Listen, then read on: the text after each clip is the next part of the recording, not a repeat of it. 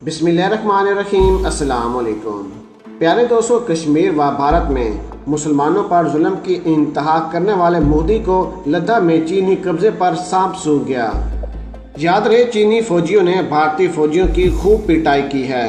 ये वही भारतीय फौजी हैं जो मुसलमानों के साथ जंग करने की ख्वाहिश रखते हैं। ये वही भारतीय फौजी हैं जो कि कहते थे कि हम पाकिस्तान के अंदर घुसकर कार्रवाई करेंगे, लेकिन आज चीनी फौजियों के आगे अपनी जान की भीख मांग रहे हैं। याद रहे कि चीनी फौजी 80 से ज़्यादा तंबू इंडिया की सरजमीन पर लगा चुके हैं।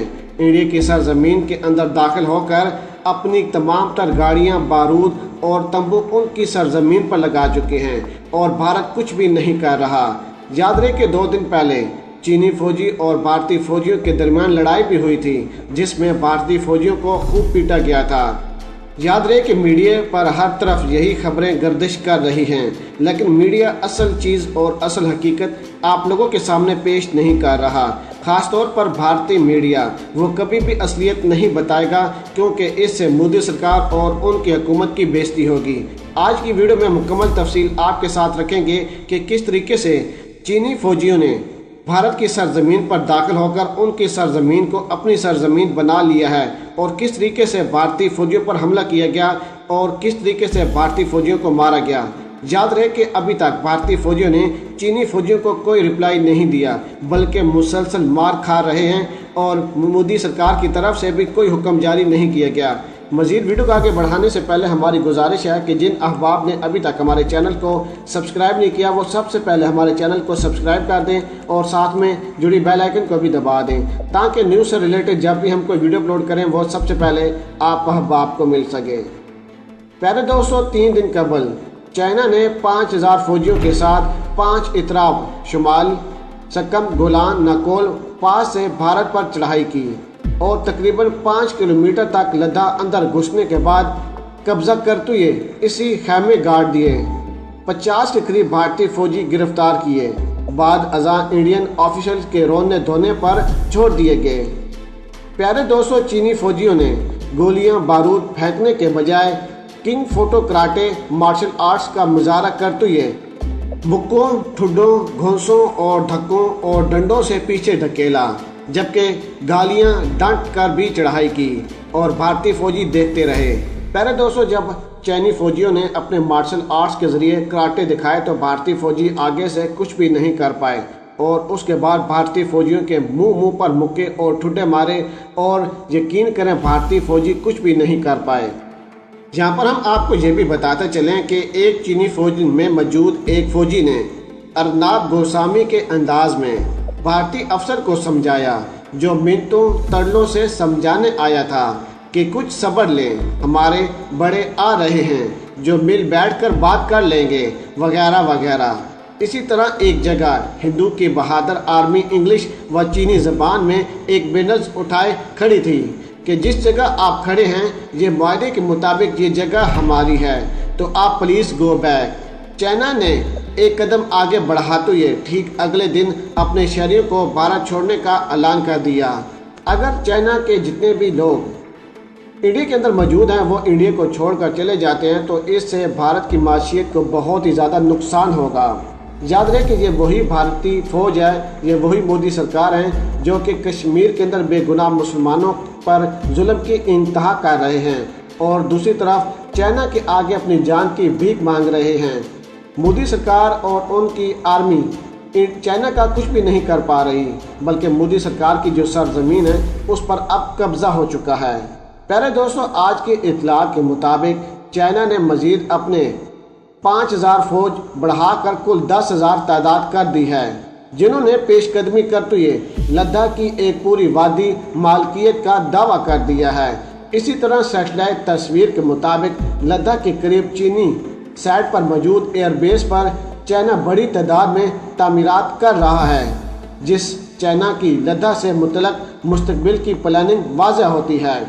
प्यारे दोस्तों, चाइना ने अपना पूरा कब्जा कर लिया है। आहिस्ता आहिस्ता करके वो अपनी आर्मी की तादाद में भी इजाफा कर रहा है और जिस इलाके पर कब्जा कर रहा है उस जगह में भी इजाफा कर रहा है और भारतीय फ़ौज और मोदी सरकार कुछ भी नहीं कर पा रही। کیونکہ چائنا کے پاس ایسے ہتھیار اور بارود موجود ہے جو کہ انڈیا کے پاس بھی موجود نہیں ہے، اور اسی وجہ سے بھارتی سرکار چائنا کا کچھ بھی نہیں کر سکتی۔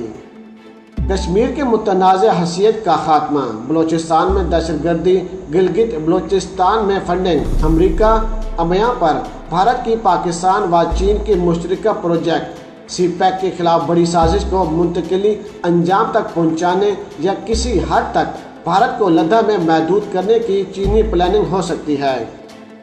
چائنا سے مار کھانے، منتیں، ترلے، درخواستیں اور جواب کے بجائے بینرز اور احتجاج کرنے والی یہ فوج وہی ہے جس کے سربراہ مودی ڈھاکہ میں کھڑا ہو کر اعتراف کرتا ہے کہ ہم نے رت بہایا تو تمہیں پاکستان سے آزادی ملی۔ یہ وہی فوج ہے جنہوں نے کشمیر میں 70 سالوں سے جاری ظلم و ستم میں شدت پیدا کی، آرٹیکل 370 کا خاتمہ کر کے 9 ماہ تک بدترین لاک ڈاؤن رکھا۔ یہ وہی مودی کا بھارت ہے جس نے کشمیر کے متنازع حیثیت کو ختم کرنے کے بعد بابری مسجد کا یک طرفہ فیصلہ کروا کر رام مندر کی تعمیر کا فیصلہ کروایا۔ یہ وہی امت شاہ کا انڈیا ہے جس نے سٹیزن شپ ایڈمٹنٹ ایکٹ لگا کر سینہ ٹھوک کر کہا ہم نے جو کہا کیا، اور ہر بار کشمیر میں اکثریت پسندی کی ہوئی کسی کارروائی پر چون انچ کا سینہ پھلا کر پاکستان کو ٹکڑے ٹکڑے کرنے کا دعوے دار مودی کو چائنا کی لداخ میں پیش قدمی اور بھارت ذلت پر سانپ سونگھ گیا ہے۔ دلی خاموش ہے، کسی قسم کے سرجیکل اسٹرائک گھس کر مار کرنے کی بھڑک تاحال سامنے نہیں آ سکی۔ تاہم بھارتی مستشد دفاعی تجزیہ نگار ربیشی نے احتجاجاً اپنی ایک سائیڈ کی مونچھیں کٹوائی ہیں۔ دیکھتے ہیں بھارت کے جنونی عوام چیختے چہارتے اینکرز اور بھر کے مارتے وڈزا کیا پالیسی اپناتے ہیں، کیونکہ جب پاکستان اور انڈیا کے آپس میں معاملات خراب ہوتے ہیں تو بھارتی اینکرز اور بھارتی نیوز چینل مسلسل پاکستان پر تنقید کرتے ہیں، اور پاکستان کو تنقید کا نشانہ بناتے ہوئے پاکستان پر الزام لگاتے ہیں۔ یہ تمام تر صورتحال پیش ہونے کے بعد بھارت کا میڈیا اور بھارتی اینکرز خاموش ہیں۔ یقین کریں بھارت کی بدنامی پوری دنیا کے سامنے ہو چکی ہے، کیونکہ بھارت کا علاقے پر قبضہ ہو چکا ہے اور بھارت کچھ بھی نہیں کر پا رہا۔ پیارے دوستو، یہاں پر ہم آپ کو یہ بھی بتاتے چلیں کہ چینی فوج نے اب لداخ میں ایک پوری وادی کا دعویٰ کیا ہے جس میں 10,000 فوجیوں کو شامل کیا ہے۔ جون 2017 میں سکم میں ہندوستانی فوجیوں نے بھوٹان میں داخل ہونے پر چینی سرحد مخالفوں کو مکمل طور پر حیرت میں لے لیا، اور برز اسٹیڈیم کے مطابق چینی سرحد تعمیل کرنے والے عملے کو جسمانی طور پر بلاک کر دیا تھا۔